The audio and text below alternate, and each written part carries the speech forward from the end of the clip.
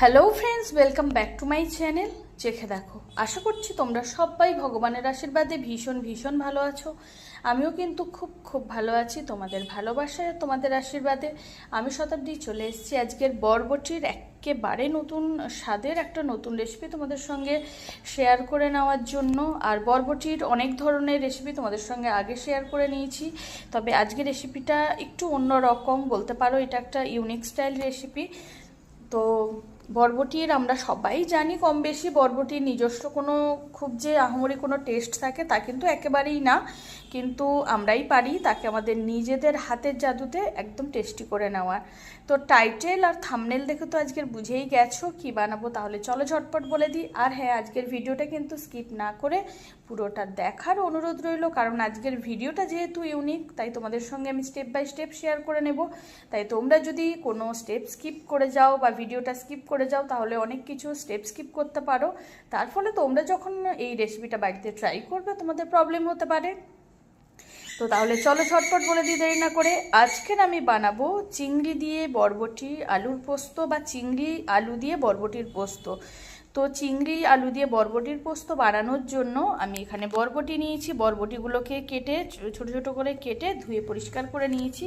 লাগছে আলু, আলুগুলোকে যেরকম আমরা নর্মাল ভাজার আলু কাটি সেভাবে কেটে নিয়েছি। এখানে নিয়েছি চাপড়া চিংড়ি, যেটা খুব ভালো টেস্ট হয়। আমি চিংড়িটাকে ভালো করে কেটে ধুয়ে পরিষ্কার করে লবণ, হলুদ আর কাঁচা সরষের তেল মাখিয়ে রেখেছি। লাগছে লবণ, মানে লবণ তো লাগবেই রান্নাতে। লাগছে বেশ কিছুটা পরিমাণ পেঁয়াজ কুচি। এখানে নিয়েছি কালো জিরে ফোড়নের জন্য, নিয়েছি কাঁচা লঙ্কা, এখানে নিয়েছি হলুদের গুঁড়ো, আর এখানে পোস্তটাকে মিক্সির জারে ভিজিয়ে রেখেছি যাতে খুব সুন্দর একটা চন্দনের মতো মিহি পেস্ট বানানো যায়। আর এই পোস্তর সঙ্গে আমি কাঁচা লঙ্কাগুলোকেও পেস্ট করে নেব পরে। তো সবার প্রথমে আমি একে একে আলু আর বরবটিতে সামান্য পরিমাণ হলুদের গুঁড়ো দিয়ে দেব, খুবই অল্প পরিমাণ। তারপরে একে একে বরবটি আর আলুগুলোতে ভালো করে হলুদের গুঁড়োটা মাখিয়ে নেব।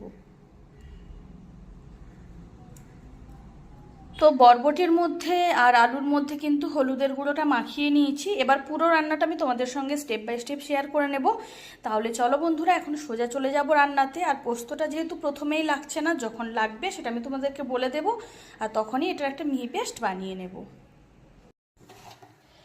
আছে কড়াই বসিয়ে দিয়েছি, কড়াইতে দিয়ে দিচ্ছি সর্ষের তেল, তবে তেলের পরিমাণটা প্রথমে একটুখানি বেশি রাখতে হবে।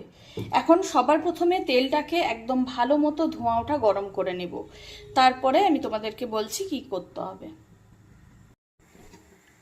তো সর্ষের তেলটা কিন্তু একদম খুব ভালো মতো ধোঁয়া ওঠা গরম হয়ে গেছে।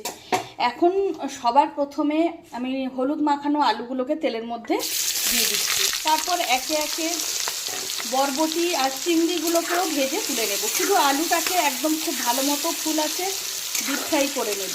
আর বরবটি চিংড়ি এগুলোকেও পরপর একে একে ভাজবো, তবে বরবটি আর চিংড়িটাকে খুব হালকা করে ভেজে নেব।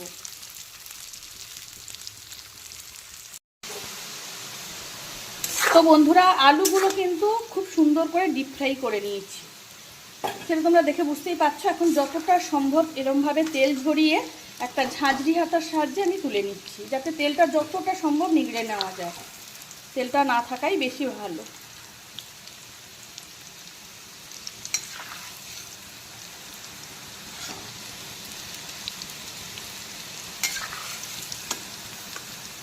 এখন এই আলু ভাজার তেলেই দিয়ে দেবো হলুদ মাখানো বরবটি। তবে বরবটিগুলোকে কিন্তু হালকা করে ভেজে নেব, মানে মিডিয়াম ফ্রাই করে নেব, খুব বেশি কড়া করে কিন্তু ভাজার কোনো দরকার নেই।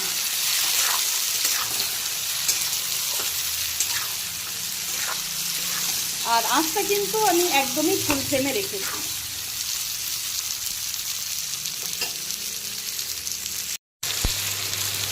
এখন কিন্তু বরবটিগুলো মিডিয়াম ফ্রাই করে নিয়েছি, সেটা তোমরা দেখলে বুঝতে পারবে। এর থেকে কড়া করে ভাজার কিন্তু কোনো দরকার নেই। এখন বরবটিগুলোকেও আমি তেল থেকে যতটা সম্ভব এইভাবে তেলটাকে ঝরিয়ে তুলে নেব।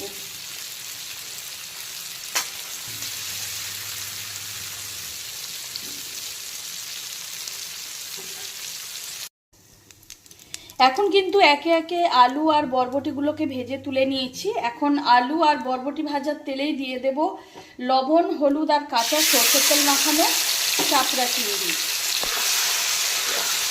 এখন কাঁকড়া চিংড়িগুলোকে খুব হালকা করে ভেজে তুলে নেব, কারণ আমি প্রতিটা রান্নার ভিডিও শেয়ার করার সময় তোমাদের সঙ্গে এটাও শেয়ার করি, চিংড়ি কিন্তু আমি খুব বেশি কড়া করে ভাজি না, তাতে করে একটু ছিদ্রে লাগে। তো আমি কিন্তু মিডিয়াম ফ্রাই করি, তোমরা যেরকম পছন্দ করো সেই বুঝেই ভেজে নিও। তো এখন কিন্তু চিংড়িগুলোকেও মিডিয়াম ফ্রাই করে নিয়েছি, এর থেকে কড়া কিন্তু আমি ভাজি না। তো এখন চিংড়িগুলোকেও আমি তেল থেকে তুলে নিচ্ছি।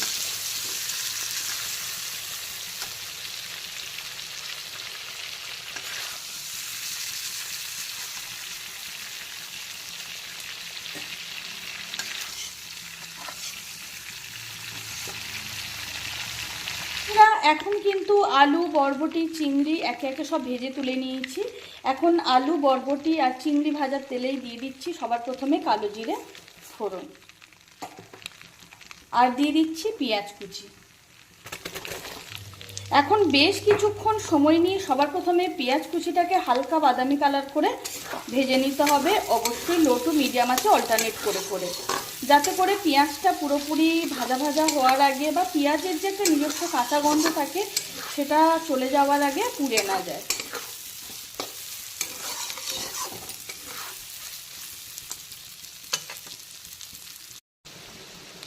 তো বন্ধুরা, পেঁয়াজ কুচিটা কিন্তু এখন হালকা বাদামি কালার করে ভেজে নিয়েছি, দেখতেই পাচ্ছ খুব সুন্দর করে কষানো হয়ে গেছে আর অপূর্ব একটা স্মেল ছাড়ছে এখন ভাজা পেঁয়াজে। তো এখন আমি একে একে সমস্ত ভেজে রাখা জিনিসগুলো আবার দিতে থাকবো। তো সবার প্রথমে দিয়ে দিচ্ছি ভেজে রাখা বরবটি।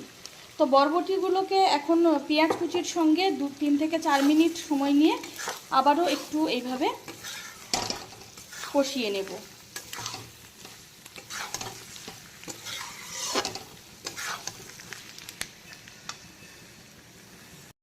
তো এখন 3 থেকে 4 মিনিট সময় নিয়ে পেঁয়াজ কুচির সঙ্গে বরবটিগুলোকে একটুখানি কষিয়ে নিলাম, আবারও একটুখানি ভাজা ভাজা করে নিলাম।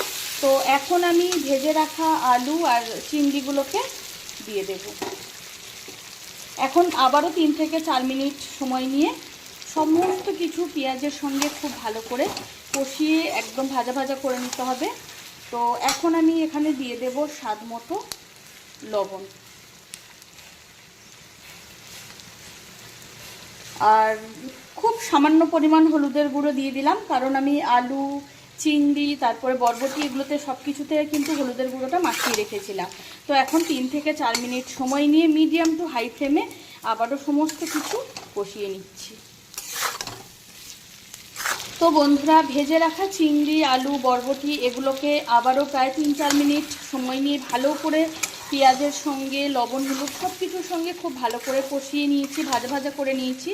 আর এমনভাবে কষিয়ে নিতে হবে, এমনভাবে ভাজা ভাজা করে নিতে হবে যেন 85 থেকে 90% সেদ্ধ এমনিতেই হয়ে যায়, কারণ পোস্ত দেওয়ার পরে খুব বেশি কিন্তু ফোটানোর দরকার নেই। তো দেখতেই পাচ্ছ খুব সুন্দরভাবে সমস্ত কিছু সেদ্ধ হয়ে গেছে। তো এখন আমি দিয়ে দেব মিহি করে পেস্ট করে রাখা পোস্ত, আর তার সঙ্গে অবশ্যই কাঁচা লঙ্কা।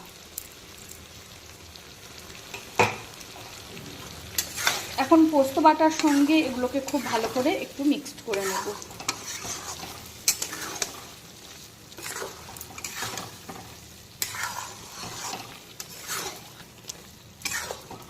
আর অলরেডি কিন্তু খুব সুন্দর একটা স্মেল ছাড়তে শুরু করেছে।